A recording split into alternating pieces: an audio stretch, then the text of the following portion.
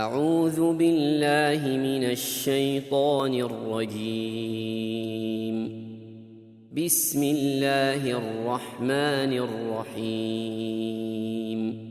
الحمد للہ رب العالمین الرحمن الرحیم مالک یوم الدین ایاک نعبد و ایاک نستعین اهدنا الصراط المستقيم صراط الذين أنعمت عليهم غير المغضوب عليهم ولا الضالين.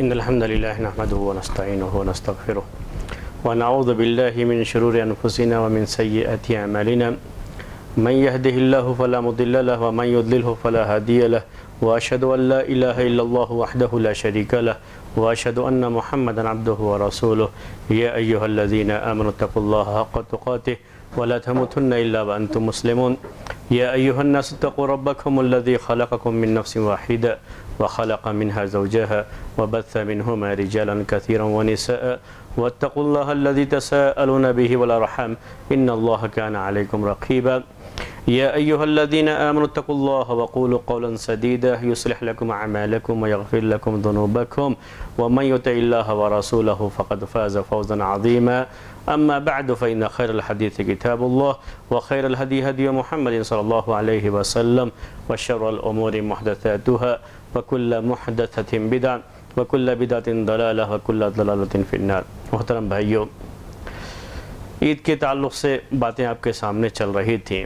آج کچھ اہم مسائل جو استحباب کے درجے میں آتے ہیں، یعنی واجب تو نہیں ہے لیکن اللہ کے رسول صلی اللہ علیہ وسلم وہ کیا کرتے تھے، تو وہ عید کے دن مستحب مانے جاتے ہیں. کچھ باتیں جلدی میں آپ کے سامنے آئیں گی کیونکہ ایسی کوئی مختلف فی باتیں نہیں، یعنی اس میں کوئی اختلاف نہیں ہے اور بس وہ چیزیں مستحب ہیں، اس کو کریں تو اچھا ہے، سنت سمجھ کر کے کریں تو ثواب ہے، اور نہ کریں تو اس کے اوپر کوئی عذاب نہیں. تو چند چیزیں ہیں جو آپ کے سامنے پیش کر رہا ہوں. پہلی بات یہ ہے کہ عید کے لیے پیدل چل کر کے جانا. عید کے لیے پیدل چل کر کے جانے کے تعلق سے علی رضی اللہ تعالی عنہ سے یہ حدیث مروی ہے. انہوں نے کہا ہے کہ من السنتی ان یخرج الی العید ماشیا، کہ سنت یہ ہے کہ عید کے لیے پیدل چل کر کے جائے، یعنی عیدگاہ کی طرف جب جائیں تو پیدل چل کر کے جائیں، یہ سنت ہے. یہ علی رضی اللہ تعالی عنہ نے بیان کیا ہے. حدیث یہ جامع الترمذی کی ہے اور سنن ابن ماجہ کی ہے. اس حدیث پر بعض لوگوں نے کلام کیا ہے، لیکن یہیں یعنی دوسری جانب میں بعض لوگوں نے اسے حسن یا صحیح درجے تک بھی پہنچایا ہے. اور صحابی علی رضی اللہ تعالیٰ عنہ کہہ رہے ہیں کہ اللہ کے رسول صلی اللہ علیہ وسلم کی سنت یہ ہے کہ آپ عید کے لیے پیدل چل کر کے جاتے تھے. یہ اپنی جگہ پر مسلم ہے، یعنی یہ بات تو اپنی جگہ پر ثابت ہے کہ اللہ کے رسول صلی اللہ علیہ وسلم عید کے لیے پیدل ہی جاتے تھے. اور پیدل آپ کا جانا کیا اسے سنت قرار دیا جائے، عید کی سنت قرار دیا جائے، یا یہ ہے کہ آپ جہاں نماز کے لیے جاتے تھے وہ اتنی دور جگہ نہیں تھی کہ آپ وہاں پر سواری پر سوار ہو کر کے جاتے، اس لیے آپ جاتے تھے. لیکن یہ لفظ عام انہوں نے استعمال کیا ہے کہ اللہ کے رسول صلی اللہ علیہ وسلم کی سنت ہے. یہ جب بھی صحابی کہتے ہیں من السنت تو اس سے مراد یہی ہے کہ اللہ کے رسول صلی اللہ علیہ وسلم کی یہ سنت ہے کہ عید کے لیے پیدل چل کر کے جائیں. ایک دوسری روایت جو کہ ابو ہریرہ رضی اللہ تعالیٰ عنہ سے مروی ہے، اس میں یہ الفاظ ہیں کہ جب نماز کے لیے اذان دی جائے تو تم نماز کی طرف آؤ، چلتے ہوئے نماز کی طرف آؤ. لیکن یہ عام حدیث ہے اور عام نمازوں کے بارے میں ہے. اور کوئی بھی شخص جب نماز کے لیے جاتا ہے، جماعت کی نماز کے لیے جاتا ہے، تو آپ جانتے ہیں گھر سے وضو کر کے نکلتا ہے نماز کے ارادے سے، تو احادیث میں یہ بات آتی ہے کہ اس کے ہر قدم پر اس کے لیے نیکیاں لکھی جاتی ہیں. بعض احادیث کے لحاظ سے جب قدم وہ اٹھاتا ہے تو اس کے لیے نیکی ہوتی ہے، قدم جو ہے اس کو نیچے کرتا ہے تو اس کی کوئی جو ہے برائی، اس کا کوئی گناہ اس سے مٹایا جاتا ہے. تو یہ احادیث ہیں عام نمازوں کے تعلق سے. تو ظاہر سی بات ہے کہ عید کی نماز بھی ایک نماز ہے، اس کے لحاظ سے یہ کہا جا سکتا ہے کہ عید کی نماز کے جو بھی آدمی چل کر کے جا رہا ہے تو اس کو بھی یہ ثواب ملے گا. جب گھر سے وضو کر کے عید کی نماز کے لیے جا رہا ہے تو اس کو ہر قدم پر یہ ثواب ملے گا۔ یہ عید کے لیے پیدل چل کر کے جانے کے تعلق سے بات ہے۔ لیکن اس سلسلے میں ایک بات ذہن میں رہے کہ امام بخاری رحمۃ اللہ علیہ نے ایک باب باندھا ہے اپنی صحیح میں، اور وہ باب عربی میں یہ ہے کہ انہوں نے کہا باب المشی والرکوب الی العید، عید کے لیے پیدل چل کر کے جانا اور سواری پر جانا، یعنی دونوں لفظ استعمال کیے ہیں، المشی والرکوب۔ تو مشی کہتے ہیں پیدل چلنے کو عربی میں، رکوب کہتے ہیں سوار ہونے کو۔ تو امام بخاری رحمۃ اللہ علیہ نے اپنی صحیح میں یہ باب باندھا ہے۔ باب کا مطلب یہ کہ یہ مسئلہ انہوں نے پیش کیا ہے یہ کہ عید کے لیے پیدل چل کر کے جانا، سواری پر جانا، دونوں لفظ استعمال کیا ہے۔ حافظ ابن حجر رحمۃ اللہ علیہ کہتے ہیں اس کے بارے میں کہ اندازہ یہ ہوتا ہے امام بخاری رحمۃ اللہ علیہ کے اس طرز عمل سے کہ عید کی نماز کے لیے جانا، کوئی سواری پر جائے کوئی پیدل جائے، دونوں میں کوئی فرق نہیں ہے۔ پیدل جانا والا پیدل جائے، سواری پر جانے والا سواری پر جائے، دونوں اپنی جگہ پر صحیح ہے، اور دونوں میں کسی کو بھی ایک کو دوسرے پر ترجیح دینے کی کوئی بات نہیں۔ گویا کہ امام بخاری رحمۃ اللہ علیہ یہ اشارہ کرنا چاہتے ہیں کہ وہ احادیث جس میں عید کی نماز کے لیے پیدل چل کر جانے کی بات آتی ہے، گویا کہ ان کے لحاظ سے وہ اس درجے کی نہیں ہے روایات کی ان کو دلیل بنا کر کے عید کی نماز کے لیے پیدل چل کر کے جانے کی کوئی اہمیت یا کوئی فضیلت یا اس کے استحباب کو بیان کیا جا سکے۔ یہ حافظ ابن حجر رحمۃ اللہ علیہ کی رائے ہے امام بخاری رحمۃ اللہ علیہ کے اس باب کے تعلق سے۔ لیکن جیسا کہ میں نے آپ سے کہا کہ یہ بات تو بہرحال ہے اپنی جگہ پر کہ اللہ کے رسول صلی اللہ علیہ وسلم عید کی نماز کے لیے جاتے تھے، لیکن یہ بھی اپنی جگہ پر بات ہے کہ آپ کی جو عیدگاہ ہے، یعنی جہاں آپ عید کی نماز کے لیے جاتے تھے، وہ کوئی بہت دور جگہ بھی نہیں تھی جہاں عام حالات میں پیدل چل کر کے نہ جاتے رہتے ہوں۔ تو اس لحاظ سے کو یعنی عید کے لیے پیدل چل کر کے جانا، سواری پر جانا، اگر ہم کو سمجھنا ہے تو ہمیں اس لحاظ سے کہ یہ عیدگاہ کتنی دور ہے اس پر ڈیپینڈ کرتا ہے۔ اگر عیدگاہ کسی کے لیے بہت دور ہے تو وہاں تک سوچے کہ نہیں، اللہ کے رسول صلی اللہ علیہ وسلم کی سنت یہی ہے کہ عید کے لیے پیدل چل کر کے جانا ہے، تو اب میں پیدل چل کر کے ہی جاؤں وہاں پر، چاہے عید کی نماز چھوڑی جائے کوئی مسئلہ نہیں، تو ایسی کوئی بات نہیں ہے۔ اصل مقصود عید کی نماز میں حاضر ہونا ہے، اور اگر عیدگاہ دور ہے تو اس عیدگاہ تک سواری کے لیے یا سواری پر جانے کا مسئلہ ہے تو سواری پر جائیں گے، اس میں کوئی ایسی بات نہیں ہے۔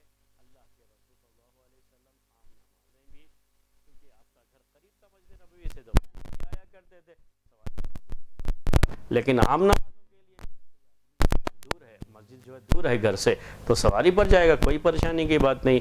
تو ایسے ہی یہاں پر بھی یہ بات کہی جائے گی۔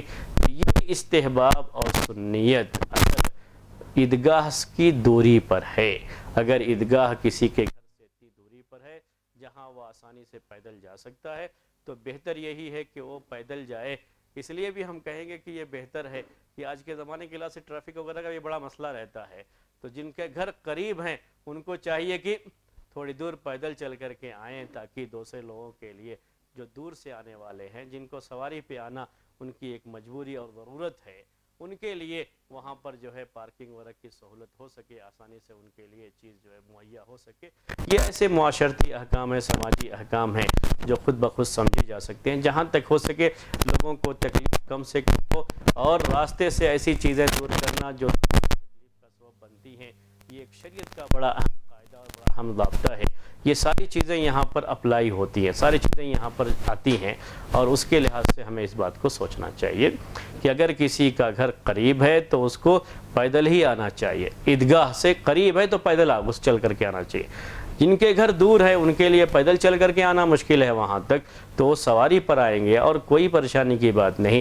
جیسے دوسرے لوگوں کے لیے یہ عید کی نماز میں حاضر ہونا اور اس کا اجر و ثواب، ویسے ہی ان کو بھی اجر و ثواب ملے گا، اور اس میں پریشان ہونے کی کوئی بات نہیں ہوگی۔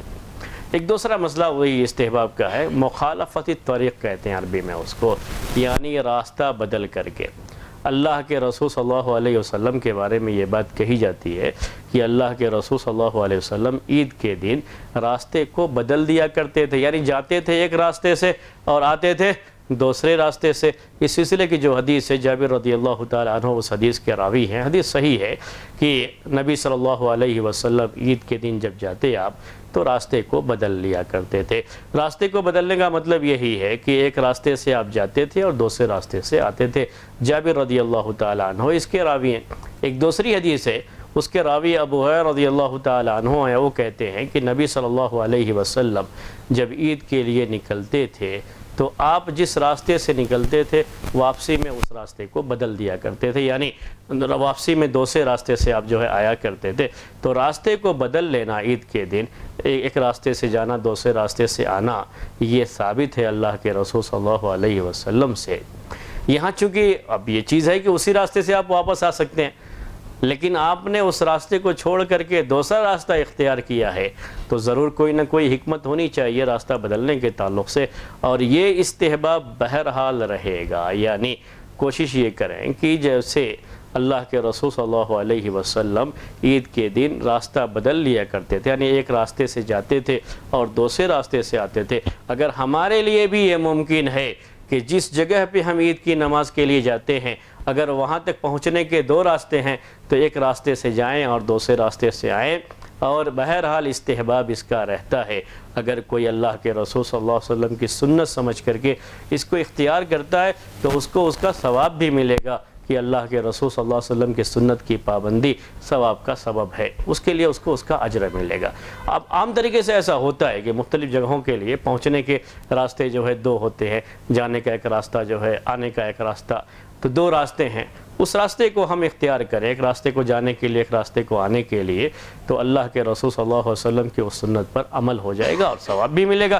آنا جانا تو بہرحال ہے ہی، کبھی ایسا ہوتا ہے کہ ایک جگہ کے لیے جانے کے لیے راستہ ہمارے پاس ایک ہی ہے، اور راستہ جیسے بڑے شہروں کا معاملہ ہوتا ہے کہ راستہ ایک ہی ہے تو بہرحال اب یہاں وہ گنجائش تو نہیں رہتی ہے، لیکن جہاں راستہ بدلنے کی گنجائش ہو وہاں راستہ بدلنے کی کوشش کرنی چاہیے، اور بدل کر کے ہی راستے کو آنا جانا چاہیے تاکہ اس ثواب سے ہم محروم نہ ہو سکیں، اللہ کے رسول صلی اللہ علیہ وسلم کی یہ سنت جو ہے ہم اس کو حاصل کر سکیں۔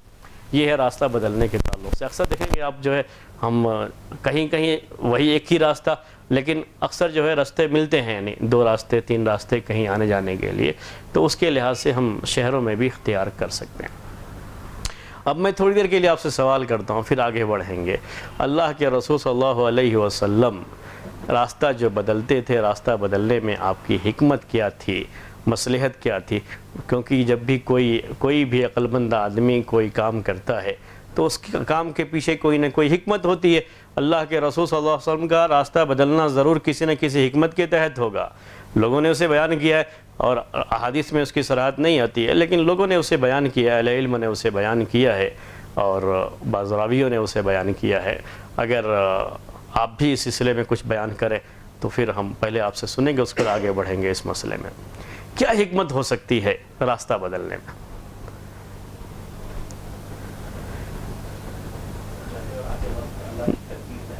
جی، تو دونوں راستوں میں جو یہ چیز رہے گی تو دونوں راستے گواہی دیں گے کل قیامت کے دن۔ ایک بات بعض لوگوں نے یہ پیش کیا، جی، ایک طرح سے کہ ایک راستے سے جانا اور دوسرے راستے سے آنا، تو دونوں راستوں کے لوگ دیکھتے ہیں کہ ہاں یہ لوگ جو ہے اپنی عید اور اپنی تہوار کے لیے جا رہے ہیں، اس طرح سے وہ اپنی جو ان کی اجتماعیت ہے، جو ان کے عید کا انداز ہے، جو ان کے تہوار کا انداز ہے، وہ دوسروں کو بھی اس سے معلوم ہوتا ہے، دونوں راستوں سے معلوم ہوگا۔ تو یہ چیز لوگوں نے بیان تو کی ہے، لیکن اللہ کے رسول صلی اللہ علیہ وسلم کے ہمارے اس علاقے کے لحاظ سے تو یہ چیز فٹ آتی ہے، لیکن اللہ کے رسول صلی اللہ علیہ وسلم کے زمانے میں مدینے کے جو حالات تھے ان حالات میں وہ چیز اتنی فٹ نہیں آتی ہے، لیکن میں نے آپ سے کہا کہ ہمارے لیے یہ چیز فٹ آتی ہے کہ ہم جب ایک علاقے سے جائیں دوسرے علاقے سے آئیں تو دونوں علاقے کے لوگ یہ دیکھتے ہیں کہ کس طریقے سے یہ لوگ اپنی عید اتنی سادگی کے ساتھ مناتے ہیں، اور عید میں بھی ان کے یہاں بجائے اس کے کہ کسی طرح کا دھوم دھڑکا ہو، یہ لوگ اللہ تبارک و تعالیٰ کی تکبیر بیان کرتے ہوئے جاتے ہیں۔ تو یہ ایک اچھی بات ہے کہ دو جگہ کے لوگوں کو اس کا علم ہوتا ہے، لیکن میں نے کہا مدینے میں اس طرح کی صورتحال نہیں، کیونکہ جو آبادی تھی آپ کا، جو گھر تھا اور جو اس کے بعد مصلی پڑتا تھا عیدگاہ، اس راستے میں ایسی کوئی غیر مسلم آبادی وہاں پہ نہیں تھی اس طرح کی کہ اس طرح کا مسئلہ وہاں پر پیش آ سکتا ہو، لیکن بہرحال یہ بات لوگوں نے پیش کی ہے۔ جی، یہ دوسری بات ہو گئی۔ اور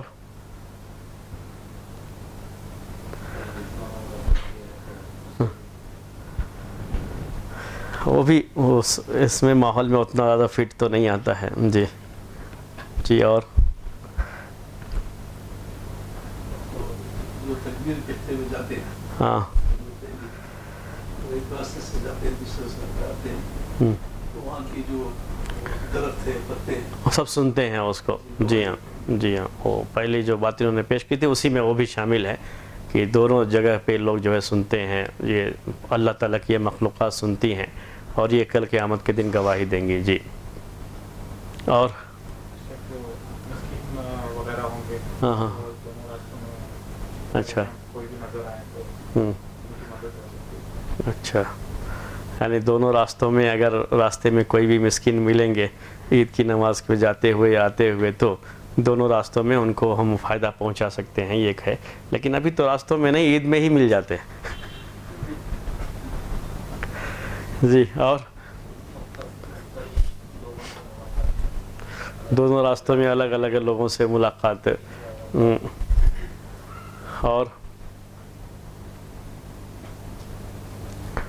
اور کیا ہو سکتا ہے؟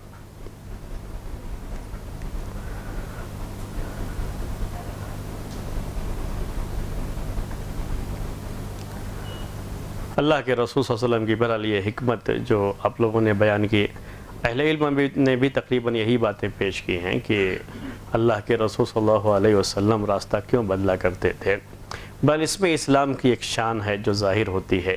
ایک راستے سے جاتے ہیں, دوسرے راستے سے آتے ہیں, تو اس طرح سے مختلف راستوں کو مختلف راستے اس کے لیے گواہ بن جاتے ہیں کہ ہم عید کی نماز کے لیے یہاں سے تکبیر پکارتے ہوئے گئے ہیں, تو ایک گواہ بن جاتے ہیں اور اس کے لیے آدمی راستہ بدل کر کے جاتا ہے پھر آتا ہے.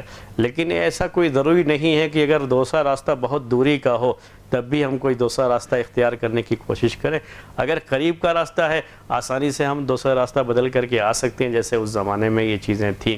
آج بھی بہت ساری جگہوں پر جہاں عید کی نماز پڑھی جاتی ہے تو عید پہ نماز کے لیے جانے والوں کے لیے راستہ بدل کر کے آنا جانا کوئی مشکل نہیں, کوئی زیادہ دوری کی بات بھی نہیں ہے, تو وہ اس کو اختیار کریں. یہ ایک اسلام کی ایک شان ہے, اور خاص طریقے سے عید کے موقع پر کہ عید کا ان کا اپنا انداز ہوتا ہے. دوسرے لوگوں کو بھی یہ چیز معلوم ہوتی ہے کہ ان کے عید کا انداز کیا ہے. دوسروں کے لیے ایک بہت بڑا نمونہ یہ چیز بن سکتی ہے. تیسری بات آج کے اس درس میں جو بھی استحباب کے درجے میں آتی ہے, یعنی اللہ کے رسول صلی اللہ علیہ وسلم کے طریقے کے تعلق سے, اور جب ہم اس کو یہ سوچ کر کے یہ عقیدہ رکھتے ہوئے کریں کہ یہ اللہ کے رسول صلی اللہ علیہ وسلم کا طریقہ رہا ہے اس لیے ہم اس پر عمل کرتے ہیں تو اس پر اجر و ثواب ملتا ہے, وہ ہے عید کی نماز کو نکلنے سے پہلے کوئی چیز کھا پی لینا. کوئی چیز کھا پی لینا, اور عید الاضحیٰ کی نماز میں جاتے ہوئے کوئی چیز کھائے بغیر چلے جانا. تو اللہ کے رسول صلی اللہ علیہ وسلم کا طریقہ اس سلسلے میں صحابہ کرام نے یہی بیان فرمایا ہے کہ اللہ کے رسول صلی اللہ علیہ وسلم جب عید الفطر کی یعنی رمضان کے روزے کے بعد کی عید جو ہوتی تھی اس کے لیے نکلتے تھے تو آپ کچھ کھا لیا کرتے تھے, اور جب عید الاضحیٰ کے لیے نکلتے تھے تو آپ کچھ کھاتے نہیں تھے. بلکہ بعض روایتوں میں یہ بھی ہے, یعنی یہ بیان بھی ہے کہ آپ واپس آنے کے بعد جب قربانی کرتے تو قربانی کر کے قربانی کا گوشت کھاتے تھے. انس رضی اللہ تعالیٰ عنہ اس کے بارے میں بیان کرتے ہیں کہ اللہ کے رسول صلی اللہ علیہ وسلم عید الفطر کے لیے نہیں نکلتے تھے حتیٰ یأکل تمرات, یہاں تک کہ آپ چند کھجوریں کھا لیتے تھے. وَیَأْکُلُهُنَّ وِتْرًا, اور آپ کی جیسے عام عادت تھی کہ آپ وطر کو پسند کرتے تھے, کوئی بھی کام وطر کی تعداد میں کرنے کو پسند کرتے تھے, تو ایسے ہی کھجور بھی جب آپ کھاتے تھے تو وطر کی تعداد میں کھاتے تھے, یعنی 1 3 5 7 9 11 وطر کی تعداد میں کھانے کو آپ پسند کرتے تھے. تو عید کی نماز کو نکلنے کے وقت بھی اللہ کے رسول صلی اللہ علیہ وسلم کھجوریں کھا لیتے تھے, اور وطر تعداد میں طاق عدد میں کھجوریں آپ کھاتے تھے. یہ انس رضی اللہ تعالی عنہ کا بیان ہے. حدیث صحیح ہے کیونکہ صحیح بخاری کی ہے. تو صحیح بخاری میں اللہ کے رسول صلی اللہ علیہ وسلم کا عید کی نماز کے لیے نکلتے وقت کھجوریں کھانا اور طاق عدد میں کھجوریں کھانا یہ ثابت ہے. یہ اللہ کے رسول صلی اللہ علیہ وسلم کا طریقہ ہے. اگر کوئی اسے اپناتا ہے تو اچھا ہے. عام طریقے سے اردو کی بعض کتابوں میں ہم نے یہ دیکھا ہے کہ لوگ یہ لکھتے ہیں عید کی نماز کو نکلنے سے پہلے کوئی میٹھی چیز کھانا سنت ہے. عید کی نماز کو نکلنے سے پہلے میٹھی چیز کھانا سنت ہے، اور یہیں سے یہ بات ہندوستان میں ہے کہ عید کے ساتھ سوئیوں کا ایک جوڑ ہے. جب تک جو ہے سوئیاں نہ ہوں تو عید کا کوئی تہوار نہیں. تو عید کے تہوار کو سوئیوں کا تہوار یہاں ہندوستان میں کہا جاتا ہے. ہو سکتا ہے آپ کے علاقے میں ہو سکتا کچھ یہ چیز بہت زیادہ نہ ہو، لیکن ہمارے یہاں یہ بالکل جو ہے عید کا جو تصور ہے سوئیوں کے ساتھ ہی ہے. سوئیاں کھانا کھلانا یہ عید کے دن کی خاص بات مانی جاتی ہے. اور یہ شاید وہی میٹھا کا جو لفظ استعمال کیا گیا کہ کوئی میٹھی چیز کھا کر کے جانا سنت ہے عید کی نماز کے لیے، تو وہاں سے یہ چیز بڑی عام ہو گئی ہے. جو حدیثوں میں لفظ آتا ہے وہ صرف کھجور کے تعلق سے ہی ہے. اب کھجور کو اگر ہم مٹھائی شمار کریں تو بات الگ ہے، ورنہ تو اللہ کے رسول صلی اللہ علیہ وسلم کے زمانے میں کھجور یہ عام غذا تھی ان کی. اور یہی بات حدیث میں آتی ہے، یہاں تک حدیث میں آتا ہے کہ بیت اللہ تمر فیہ جیاؤن اہلہ، یعنی ایسا گھر جس میں کھجور نہ ہو اس گھر والے بھوکے ہیں. اتنی ان کی عادت تھی کھجور کھانے کی کہ ہر گھر میں کھجور موجود رہتا ہی تھا ان کے یہاں. اگر کسی گھر میں کھجور نہیں ہے تو سمجھو گھر میں کچھ بھی نہیں ہے. یعنی گھر میں کھجور تک موجود نہ ہو تو ان کے یہاں یہ تصور کیا جاتا ہے کہ گھر کے لوگ بالکل فاقہ کر رہے ہیں کہ گھر میں ان کے کچھ بھی نہیں ہے. ویسے ہمارے یہاں تو مالداروں کے گھروں میں بھی جلدی مشکل سے ہی کھجور آپ کو ملے گا، لیکن ان کے یہاں کھجور کا معاملہ ایسا تھا. تو اللہ کے رسول صلی اللہ علیہ وسلم کا عید کی نماز کے لیے نکلنے کے ٹائم میں کھجور کا کھانا اس لحاظ سے کہ کھجور آپ کے گھر میں موجود ہے. ویسے بھی کھجور بڑی اہم غذا ہے، بڑی اہم چیز ہے. میں اس کی اہمیت کو کم کرنے کے لیے بات نہیں کر رہا ہوں، بلکہ اس لحاظ سے کہہ رہا ہوں کہ کھجور ان کے یہاں عام بات ہے. ہر گھر میں کھجور کا موجود ہونا، اللہ کے رسول صلی اللہ علیہ وسلم کے گھر میں کھجور کا موجود ہونا، اس وجہ سے یہ لوگ کھجور کھا کر کے نکلتے تھے. میٹھے کھانے کی سنت نہیں ہے بلکہ کھجور کھانے کی سنت ہے. اور ہمارے گھروں میں بھی آج کل اس کا انتظام ہو جانا کوئی مشکل نہیں. جہاں عید کی بہت ساری تیاریاں ہوتی ہیں وہاں ایک تیاری یہ بھی رہے کہ عید کی نماز کے لیے نکلنے کے ٹائم میں کھجور کھانا ہے، اس لیے پہلے سے کھجور لا کے گھر میں رکھے رہیں اور کھجور کھا کر کے نکلیں اس نیت کے ساتھ کہ اللہ کے رسول صلی اللہ علیہ وسلم طاقت میں کھجور کھا کر کے نکلتے تھے. اور اسی سنت کو پر عمل کرتے ہوئے ہم بھی طاقت میں کھجور کھا کر کے نکلیں گے. تو اس نیت کے ساتھ عمل کرنا یہ ثواب کا سبب ہے، ثواب ملے گا. اس نیت کے ساتھ کھجور کھائیں گے. میٹھا کھانا، سوئی کھانا، حلوہ کھانا یہ کوئی ضروری نہیں ہے، یہ کوئی استحباب کی بات اس کے اندر نہیں ہے، لیکن کھجور کھانا اس میں استحباب کی بات ہے. اللہ کے رسول صلی اللہ علیہ وسلم کا یہ طریقہ رہا ہے. ایک اور چیز اسی کے تعلق سے کہ عید کی نماز کا وقت کیا ہے. عید کی نماز کا وقت جیسا کہ احادیث میں بات آئی ہے، اللہ کے رسول صلی اللہ علیہ وسلم کے زمانے میں سورج کے نکلنے کے بعد جیسے ہی نفل نمازوں کا وقت شروع ہو جاتا تھا، کیونکہ سورج نکلنے کے وقت میں تو نفل نمازیں جائز نہیں ہیں، ویسے ہی عید کی نماز کا وقت بھی شروع ہو جاتا ہے. اور اللہ کے رسول صلی اللہ علیہ وسلم عید کی نماز جلدی پڑھ لیا کرتے تھے. ویسے بھی وہ گرم علاقے ہیں، اور گرم علاقوں میں یعنی مدینہ کا علاقہ ابھی بھی آپ جانتے ہیں کہ بہت گرم علاقہ مانا جاتا ہے. تو گرمی کے موسم میں گرم علاقوں میں اگر تاخیر کرتے ہیں تو میدان میں، کھلے میدان میں جب دھوپ نکل جائے تو نماز پڑھنا بہت مشکل ہو جاتا ہے.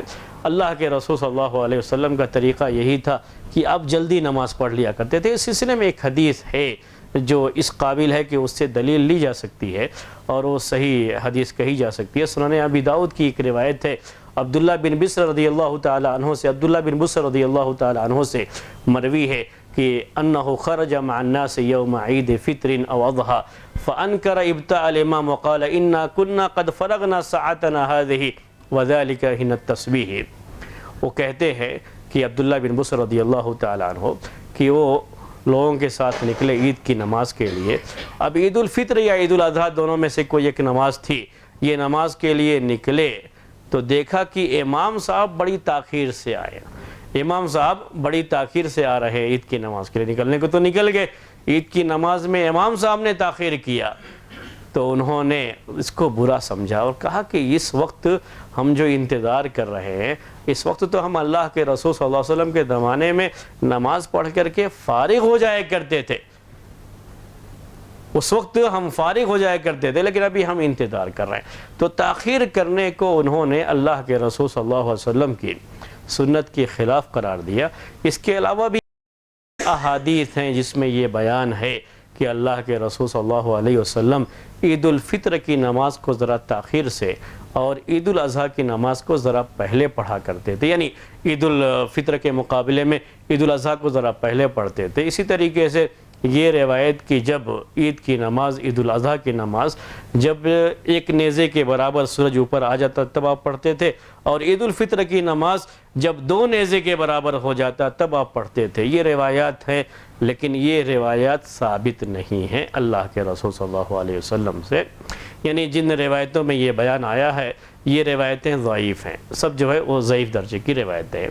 صحیح اور ثابت روایت اس سلسلے میں صرف یہ ہے کہ اللہ کے رسول صلی اللہ علیہ وسلم عید کی نماز جلدی پڑھتے تھے، عید کی نماز جلدی پڑھتے تھے۔ البتہ عید الفطر کی نماز کو عید الاضحیٰ کی نماز کے مقابلے میں تھوڑا تاخیر کرنا، یعنی عید الاضحیٰ کی نماز کو جلدی ذرا پڑھنا، یہ اس لحاظ سے مصلحت کا ایک تقاضا ہو سکتا ہے کہ چونکہ اس دن قربانی کرنی ہوتی ہے تو جلدی سے فارغ ہو کر کے آ کر کے قربانی کریں، اس لحاظ سے اس کو تھوڑا اور پہلے پڑھیں، لیکن بہرحال سورج نکلنے کے بعد ہی یہ نماز پڑھنی ہے۔ وقت شروع ہوتا ہے عید کی نماز کا سورج کے نکلنے کے بعد، اور زوال تک یہ وقت رہتا ہے، زوال تک یہ وقت رہتا ہے، یعنی سورج کے ڈھلنے تک یہ وقت رہتا ہے۔ جیسے ہی ظہر کی نماز کا وقت ہو جائے گا عید کی نماز کا وقت ختم ہو جاتا ہے۔ اللہ کے رسول صلی اللہ علیہ وسلم کی وہ احادیث اس میں دلالت کرتی ہیں جس میں آپ کو چاند کے نکلنے کی خبر جب زوال کے بعد ملی تو آپ نے کہا کہ ہم کل عید کی نماز پڑھیں گے۔ اگر اس وقت بھی نماز کا پڑھنا صحیح ہوتا تو آپ اسی دن نماز کا اہتمام کر کے نماز پڑھ لیتے تھے، کیونکہ عید کی نماز تو چاند نکلنے کے بعد دوسرے دن ہی ہوا کرتی ہے، تو اسی دن آپ پڑھ لیتے تھے، لیکن آپ نے جب زوال کے بعد آپ کو علم ہو گیا چاند کے نکلنے کا تو آپ نے دوسرے دن کا وعدہ کیا کہ ہم عید کی نماز کے لیے نکلیں گے، کل کو جا عید کی نماز پڑھیں گے۔ اسی سے اہل علم نے یہ مسئلہ استنباط کیا ہے کہ اس کا وقت ختم ہو جاتا ہے زوال کے بعد، جیسے ہی زوال ہوگا وقت ختم ہو جائے گا، تب تک نماز پڑھ لینا ضروری ہے۔ لیکن یہ بات بھی ہمیں ذہن میں رکھنی چاہیے کہ چاہے عید الفطر کی نماز ہو یا عید الاضحیٰ کی نماز ہو، جلدی پڑھنی چاہیے۔ سورج نکلنے کے بعد جتنی جلدی اس سے فارغ ہو جائیں اتنا ہی اس کے لیے بہتر ٹائم ہے یہ، اور اللہ کے رسول صلی اللہ علیہ وسلم کے طریقے کے موافق ہے۔ آپ کا طریقہ بھی یہی تھا کہ آپ جلدی نماز یہ پڑھ لیا کرتے تھے۔ ابھی جو بڑے شہروں میں خاص طریقے سے ہم دیکھتے ہیں کہ لوگ ضرورت سے زیادہ اس میں تاخیر کرتے ہیں، یہ غلط طریقہ ہے۔ ضرورت سے زیادہ اس میں تاخیر نہیں کرنی چاہیے، کیونکہ لوگوں کو ایک عادت سی بن چکی ہوتی ہے کہ لوگ شہروں میں دیر میں جاگتے ہیں، تو ان کے سونے اور جاگنے کے جو اوقات ہیں اس کے لحاظ سے ہم نمازوں کے وقت کو بھی کبھی کبھی مؤخر کر لیا کرتے ہیں، جو کہ غلط ہے۔ لوگوں کو اس کے لحاظ سے اپنے سونے اور جاگنے کے اوقات بنانے چاہیے جو اسلامی طریقہ ہے۔ اسلامی طریقے کے لحاظ سے انہیں پہلے سونا چاہیے، صبح فجر کے وقت میں جاگ جانا چاہیے، اور فجر کے بعد ان کے سامنے کوئی چیز نہیں ہونی چاہیے سوائے اس کے کہ ہمیں عید کی عیدگاہ جا کر کے عید کی نماز پڑھنی ہے۔ نہ امام کو اس سلسلے میں تاخیر کرنی چاہیے اور نہ پیچھے نماز پڑھنے والوں کو، جو ایک طریقہ بنا لیا گیا ہے۔ ہمارے یہاں بھی یہ چیز آپ دیکھنے کو ملتی رہتی ہے، اور آپ بھی دیکھتے ہوں گے کہ کبھی ایسا ہوتا کہ امام صاحب ہی لیٹ ہو جاتے ہیں پہنچنے میں، وہ نہیں پہنچتے ہیں۔ جیسے ایک مثال آپ کے سامنے یہاں حدیث میں آئی کہ جب صحابی نے دیکھا کہ امام صاحب ہی تاخیر کر دیے ہیں، تاخیر سے پہنچ رہے ہیں، تو انہوں نے اس کو برا سمجھا اور کہا کہ اس وقت ہم اللہ کے رسول صلی اللہ علیہ وسلم کے زمانے میں عید کی نماز سے فارغ ہو جایا کرتے تھے، ایسے ہی امام کے پیچھے نماز پڑھنے والے لوگ تاخیر کرتے ہیں تو یہ بھی غلط ہے۔ اور تاخیر کرنے والوں کا انتظار کرنا میرے لحاظ سے اس سے بھی زیادہ غلط ہے کہ ان کا انتظار کیا جائے، تاخیر کرنے والوں کا۔ بعض جگہوں پہ عید کی نماز پڑھنے کا اتفاق ہوا تو یہ سنا میں نے، اور بڑی عجیب سی بات ہوتی ہے، بڑے عجیب سے کچھ استنباطات ہوتے ہیں لوگوں کے، تو میں چاہتا ہوں کہ آپ کے سامنے وہ بیان کر دوں کہ جو لوگ پہلے سے آ کر کے بیٹھے ہوئے ہیں، ٹائم ہو گیا تو ان سے یہ کہا جائے کہ لوگ ابھی آ رہے ہیں، ان کا انتظار کر لیں، ابھی تو انتظار کر لیں گے تو اچھا ہے، اس لیے کہ ہم جو بیٹھے ہیں ان کو تو ثواب زیادہ ملے گا، اس لیے کہ بیٹھ کر کے انتظار کر رہے ہیں، جب تک انتظار کر رہے ہیں نماز میں ہی مانے جائیں گے۔ اس میں کوئی شبہ نہیں ہے کہ نماز کا انتظار کرنے والا نماز میں ہی مانا جاتا ہے، لیکن سوال یہ ہے کہ ان بیچاروں کی کیا غلطی ہے جو وقت پر پہنچ گئے ہیں نماز پڑھنے کے لیے، اور ان لوگوں کا کیوں ہم اتنا خیال رکھیں جو وقت کی پابندی نہیں کر سکتے۔ سزا تو ان کو ملنی چاہیے تھی جو تاخیر سے آ رہے ہیں، تاکہ ایک مرتبہ اگر ایسا ہو جائے تو دوبارہ کبھی وہ تاخیر نہیں کریں گے کہ نماز چھوٹ جائے گی کہ ٹائم پر نہیں پہنچیں گے۔ تو اس کا ٹائم کا اگر لحاظ کیا جائے، وقت کا لحاظ رکھا جائے، جو اسلامی شریعت کا ایک بڑا اہم حصہ ہے، وقت کی پابندی اور وقت کا خیال رکھنا، وقت کی قیمت کو پہچاننا، اس کا خیال کرتے ہوئے بالکل ٹائم سے ہی اسے شروع کرنا چاہیے، اس کا خیال کرنا چاہیے، خواہ لوگوں کی وجہ سے تاخیر نہیں کرنا چاہیے۔ ایک مرتبہ اگر ہم اس پر سختی سے عمل کریں گے تو بعد میں لوگ خود بخود اس کی عادت ڈال لیں گے۔ لوگوں کو پابند بنانا بہتر ہے اس سے کہ ہم ان کا انتظار کرتے رہیں اور انتظار میں لوگوں کے وقت کو برباد کراتے رہیں۔ مجھے یاد ہے اپنے یہاں جس جگہ کا میں رہنے والا ہوں وہاں کا ایسے ہی ہوا کرتا تھا ہمارے یہاں بھی کہ عید کی نماز کے لیے دیکھتے تھے لوگ پیچھے جو ہے مڑ کر لوگ آ تو نہیں رہے ہیں، چونکہ آنے والے پیچھے سے ہی میدان میں جا کے عید کی نماز پڑھنا ہے تو آگے آبادی نہیں ہوتی تھی، تو آنے والے پیچھے سے ہی آ رہے ہیں، تو اس کے لحاظ سے اور یہ پچھم یعنی جو قبلہ ہے وہ ایسے اسی سائیڈ ہوا کرتا تھا، تو پیچھے دیکھتے رہتے تھے کہ لوگ آ تو نہیں رہے ہیں۔ امام صاحب بھی کھڑے ہو کر کے پوچھتے رہتے تھے دیکھو ابھی آمد تو نہیں، آمد کا مطلب لوگ آ تو نہیں رہے ہیں۔ جب دیکھتے کہ لوگ اب آنا بند ہو گئے تب جماعت شروع کرتے تھے، یعنی لوگوں کے آنے کا انتظار کیا جاتا تھا۔ ایک مرتبہ ایک بڑے مشہور عالم جامعہ سلفیہ میں جنہوں نے کافی خدمت انجام دی اور آپ بھی ان کو جانتے ہیں، جلدی ان کی وفات ہوئی، ڈاکٹر مرتضیٰ حسن اظہری رحمۃ اللہ علیہ، ان کو عید کی نماز پڑھانے کے لیے مقرر کیا گیا تھا کہ یہ عید کی نماز پڑھائیں گے۔ اس سے پہلے دوسرے لوگ پڑھاتے تھے تو بات دوسری تھی، لیکن ان کو مقرر کیا گیا تو انہوں نے جیسے ہی وقت ہوا ویسے ہی اللہ اکبر کہہ دیا۔ ایسے ہی لوگ آ رہے تھے لیکن ویسے ہی اللہ اکبر، جیسے ہی وقت ہوا ویسے ہی اللہ اکبر کہہ دیا۔ تھوڑا بہت لوگ تل ملائے ضرور جو کہ تاخیر سے پہنچے تھے، جن کی جماعتیں چھوٹ گئی تھیں یا کچھ حصہ نماز کا چھوٹ گیا تھا، تل ملائے ضرور، لیکن اس کے بعد سے وہ عادت بن گئی کہ ہر کوئی پہلے پہنچا رہتا ہے۔ یہ انتظار کرنے کا مسئلہ ہی ختم ہو گیا۔ اب سب کو معلوم ہے کہ ٹائم سے ہی جماعت شروع ہو جائے گی، اب سب اپنی گھڑی دیکھ کر کے ٹائم سے وہاں پہ پہنچے ہوئے رہتے۔ وہ دن ہے اور آج کا دن ہے کہ کبھی بھی میں نے نہیں دیکھا کہ وہاں کسی نے انتظار کیا ہو یا کسی کی جماعت چھوٹی ہوئی ہو کہ انتظار نہیں کیا تو جماعت چھوٹ گئی ہو۔ اب پہلے سب پہنچ جاتے ہیں۔ اگر ہم لوگوں کو اس کا پابند بنائیں تو لوگ بنیں گے، لیکن جب تک ہم لوگوں کے لیے چھوٹ دیتے رہیں گے لوگ پابند نہیں بنیں گے۔ تو یہ عید کی نماز کے تعلق سے بات تھی۔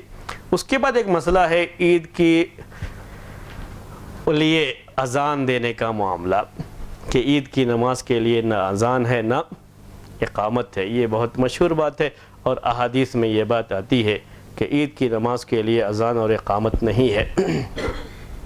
اس سلسلے میں آپ کے سامنے جو ہے چند احادیث جو آئی ہوئی ہیں وہ پیش کر رہا ہوں۔ عید کی نماز میں نہ اذان ہے اور نہ اقامت ہے، اور کیا ایسا ہو سکتا ہے کہ کوئی اور چیز اذان اور اقامت کے علاوہ، جیسے بعض نمازوں کے تعلق سے یہ بات ہے کہ اللہ کے رسول صلی اللہ علیہ وسلم یہ کہلواتے تھے مؤذن سے الصلاۃ جامعۃ، الصلاۃ جامعۃ، تو میں آپ کے سامنے وہ حدیث پیش کر رہا ہوں۔ جابر بن سمرہ رضی اللہ تعالیٰ عنہ سے ایک حدیث مروی ہے، اس میں وہ کہتے ہیں کہ صلیت مع النبی صلی اللہ علیہ وسلم العید غیر مرۃ ولا مرتین بغیر اذان ولا اقامت۔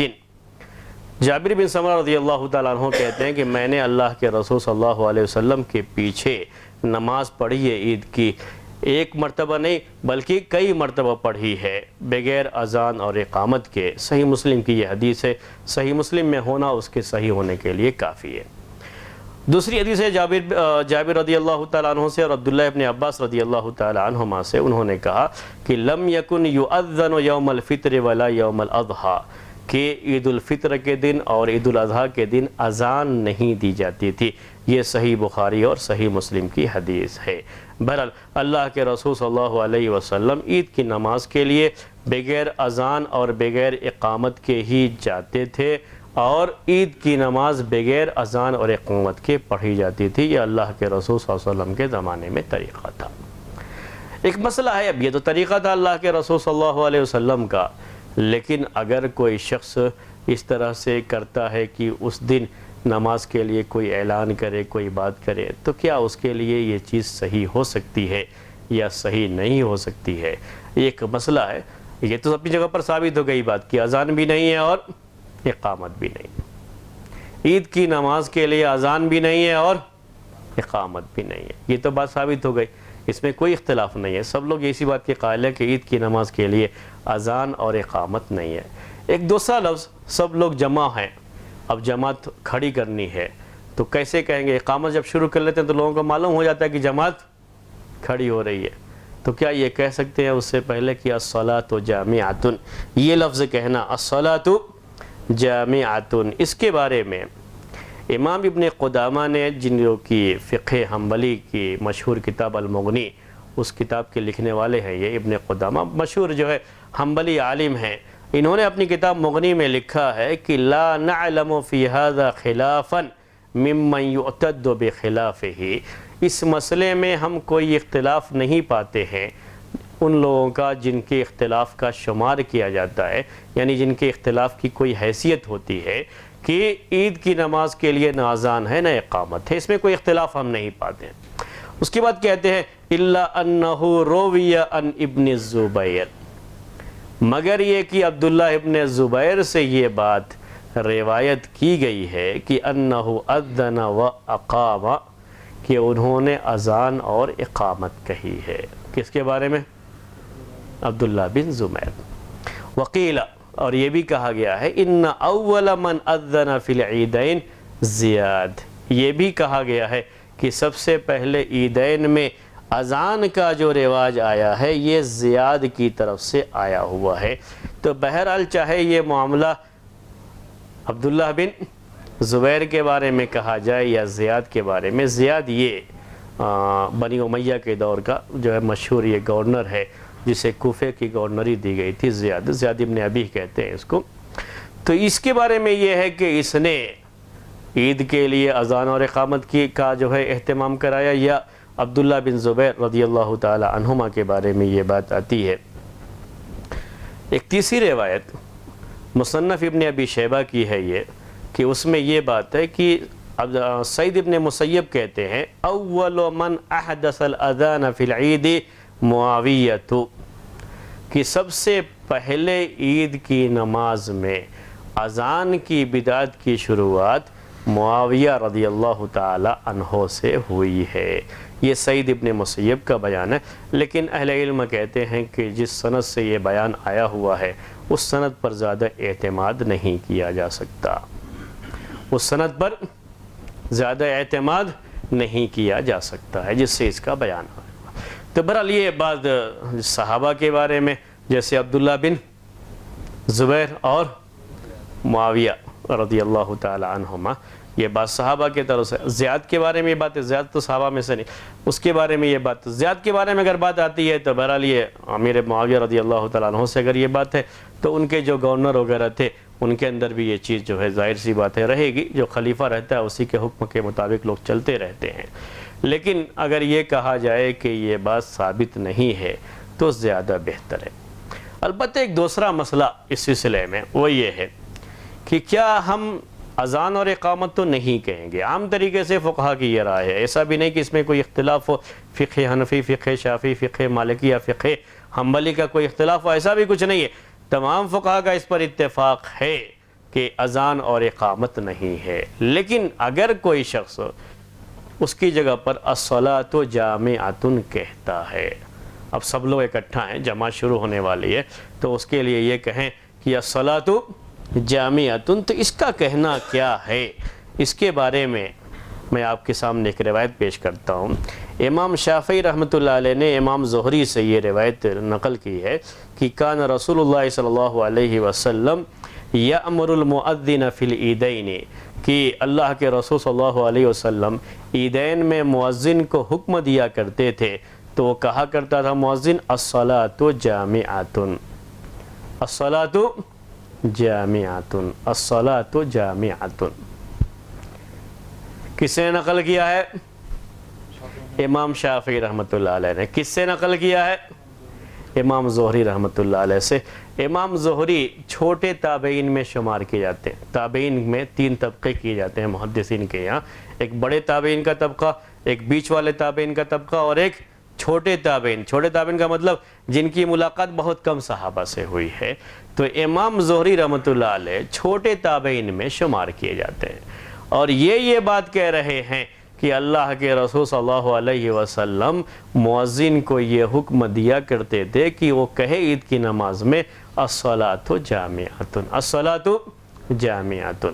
لیکن امام زہری چونکہ صغار تابعین میں سے ہیں، اگر یہ بڑے بھی تابعین میں سے ہوتے تب بھی کسی تابعی کا یہ بیان کرنا کہ اللہ کے رسول صلی اللہ علیہ وسلم کے زمانے میں یہ چیز تھی، اسے محدثین کی اصطلاح میں مرسل کہا جاتا ہے، اور مرسل یہ ضعیف شمار کی جاتی ہے، یعنی اس روایت کا اعتبار نہیں ہوتا ہے، مرسل کو ضعیف کی قسموں میں شمار کیا جاتا ہے۔ اور خاص طریقے سے امام زہری رحمۃ اللہ علیہ کی مراسل، یعنی ان کی مرسل روایات تو بالکل ضعیف درجے میں آتی ہیں محدثین کے یہاں، کیونکہ بالکل صغار تابعین میں سے بالکل ہی یہ قطعی بات ہے کہ کسی نہ کسی تابعی سے ہی یہ سنے ہوں گے، کسی صحابی سے سن کر کے انہوں نے یہ بات کہی ہو، یہ زیادہ اس کا امکان، زیادہ احتمال نہیں رہتا ہے، اس لیے ان کی مراسل زیادہ محدثین کے یہاں ضعیف ہی مانی جاتی ہے۔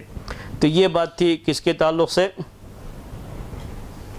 ہاں، امام زہری سے یہ بات نقل کی گئی ہے، اللہ کے رسول صلی اللہ علیہ وسلم کا انہوں نے طریقہ بتایا کہ آپ اپنے مؤذن کو کہتے تھے الصلاۃ جامعۃ کہنے کے لیے۔ حافظ ابن حجر رحمۃ اللہ علیہ اس کے بارے میں لکھتے ہیں اپنی کتاب میں کہ یہ مرسل ہے، مرسل بہرحال ضعیف مانی جاتی ہے، وہ بھی جانتے ہیں حافظ ابن حجر رحمۃ اللہ، لیکن کہتے ہیں کہ یہ مرسل ایک دوسرے قیاس سے اس کو تھوڑی تقویت ملتی ہے، قوت حاصل ہو جاتی ہے۔ قیاس کیا ہے؟ قیاس یہ ہے کہ مختلف جو نمازیں ہیں اللہ کے رسول صلی اللہ علیہ وسلم کے زمانے میں جن کے لیے اذان نہیں دی جاتی تھی، اقامت کا اس میں اقامت نہیں دی جاتی تھی، اس میں الصلاۃ جامعۃ کا رواج رہا ہے۔ جیسے صلاۃ کسوف ہے، صلاۃ کسوف چاند گرہن کی نماز ہے، تو چاند گرہن کے موقع پر یہ ثابت ہے روایتوں میں کہ اللہ کے رسول صلی اللہ علیہ وسلم نے الصلاۃ جامعۃ کا اعلان کرایا ہے۔ الصلاۃ جامعۃ کا مطلب ہوتا ہے کہ نماز اکٹھا کرنے والے، یعنی نماز کے لیے آپ لوگ اکٹھا ہو جائیے، یہ اس کا مطلب ہوتا ہے کہ نماز کے لیے اکٹھا ہو جائیے، جمع ہو جائیے نماز کے لیے۔ تو یہ چیز چونکہ بعض نمازوں کے بارے میں آئی ہے بات جس میں اذان اور اقامت نہیں ہے، اور عید کی نماز بھی اس میں اذان اور اقامت نہیں ہے، تو اس لحاظ سے عید کی نماز کے لیے بھی اس کو کہا جانا یہ کس قیاس کا تقاضا ہے، اور ایک مرسل روایت بھی ہے، تو دونوں کو ملا کر کے دیکھا جائے تو ایک دوسرے سے تھوڑی قوت حاصل کر لیتے ہیں، اور قوت جب حاصل کر لیتے ہیں تو اس سے دلیل لی جا سکتی ہے۔ اس کے بعد اس کے بارے میں تھوڑی جو ہے آپ کے سامنے میں اور تھوڑی تفصیل جو ہے بیان کرتا ہوں۔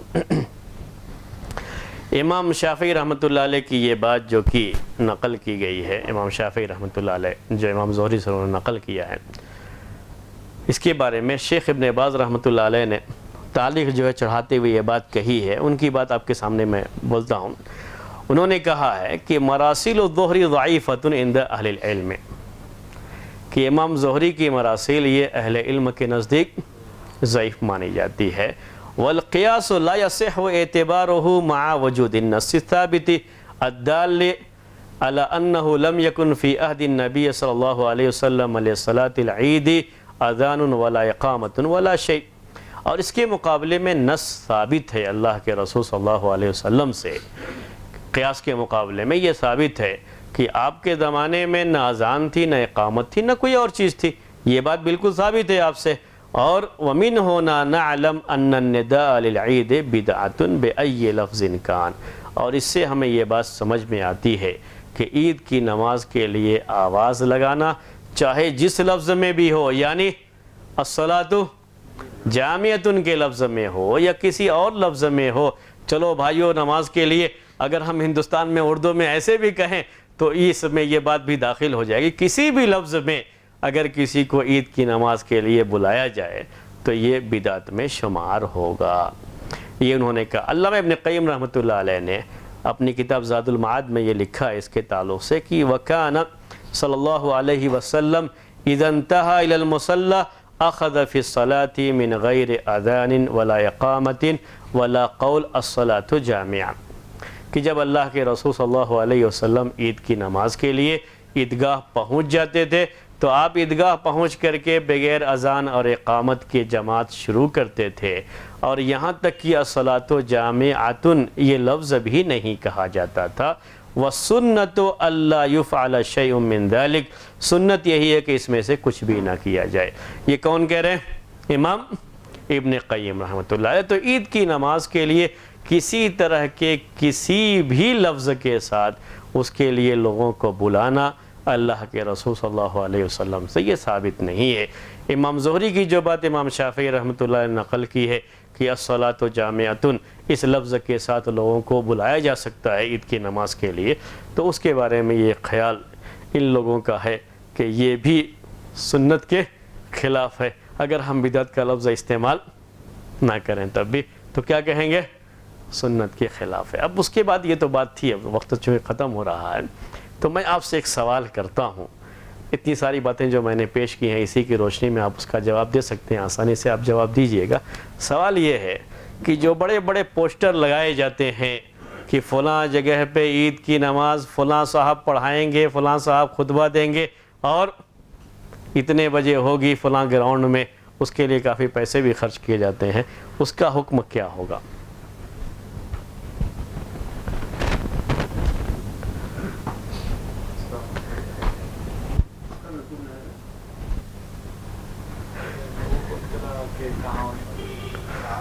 زیادہ ہو گئی اور جی ہاں، بہت سے لوگ رہتے ہیں، کچھ لوگوں کو ایسا ہوتا ہے کہ لوگوں سے زیادہ ملاپ نہیں رہتا، جی ہاں، ملنا جلنا نہیں رہتا، جی ہاں، لوگوں کو ایسے لوگوں کو یہ اشتہار پڑھنے کی فرصت بھی نہیں رہتی ہے، یعنی ان کے بارے میں آپ یہ بھی نہیں سوچ سکتے کہ آپ دیواروں پہ لگا دیں گے تو ہر دیوار پر ڈھونڈتے ہو جائیں گے کہ ہاں دیکھیں یہاں دیوار پہ کیا لگا ہے، یہاں دیوار پہ کیا لگا ہے۔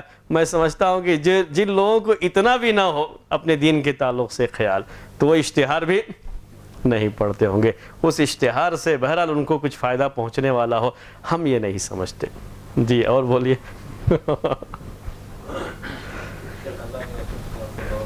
جی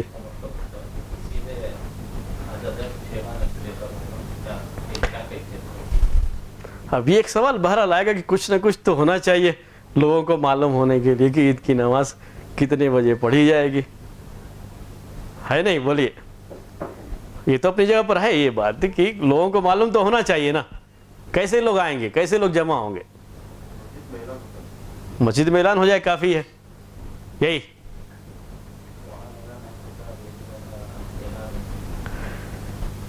اب ایک مسئلہ یہ ہے کہ مسجد میں اعلان یا اعلان کے کچھ بھی طریقے ہو سکتے ہیں، اس سے لوگوں کو بہرحال یہ اطلاع ہو جائے کہ اس وقت عید کی نماز ہے۔ عید کی نماز کا وقت بتانا آج کے زمانے کے لحاظ سے میں سمجھتا ہوں ایک ضرورت بہرحال ہے، وہ ایک ضرورت ہے، اس کا ہم انکار نہیں کر سکتے کہ عید کی نماز کا وقت کیا ہے اس کو بتایا جائے، یہ ایک ضرورت ہے، یہ ایک ضرورت ہے۔ جی نہیں، بس علم عید کی نماز اس وقت پڑھی جائے گی یہ ایک ضرورت ہے۔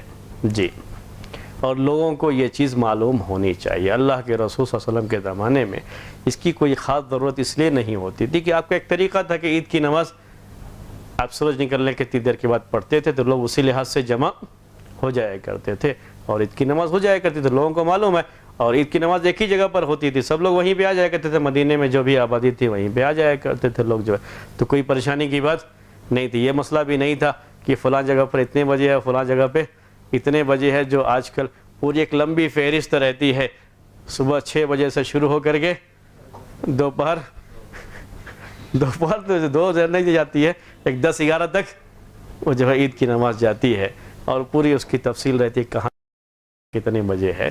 یہ آج کے زمانے کے لحاظ سے بہرحال یہ اعلان ایک ضرورت ہے، ہم یہ مانتے ہیں کہ اعلان ایک ضرورت ہے، لیکن میں سمجھتا ہوں یہ پوسٹر کی شکل کا جو اعلان ہے بہرحال اس کی ضرورت تو نہیں ہے۔ اللہ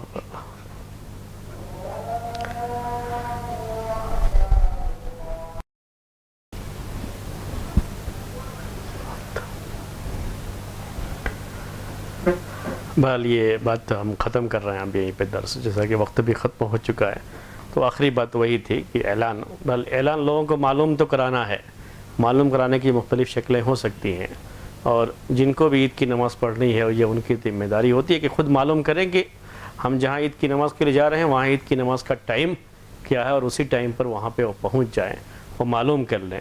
اور عام طریقے سے لوگ یہ اشتہار وغیرہ جلدی پڑھ کر کے ہی وہاں پہنچتے ہوں، ایسی کوئی بات نہیں ہے، آپس میں ایک دوسرے کے ذریعے سے لوگوں کو معلوم ہو جاتی ہے بات۔ مسجدوں میں اعلان ہو جائے تو یہ کافی ہے اس کے لیے۔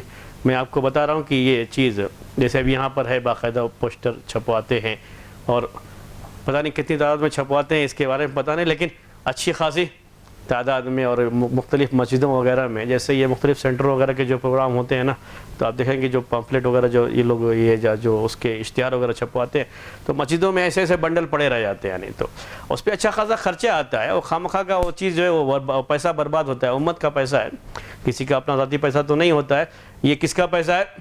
امت کا پیسہ ہوتا ہے، وہ برباد ہوتا ہے اس طرح کی چیزوں میں، اس کا خیال کرنا چاہیے، ایسے ہی بیکار جو ہے پڑے رہتے ہیں۔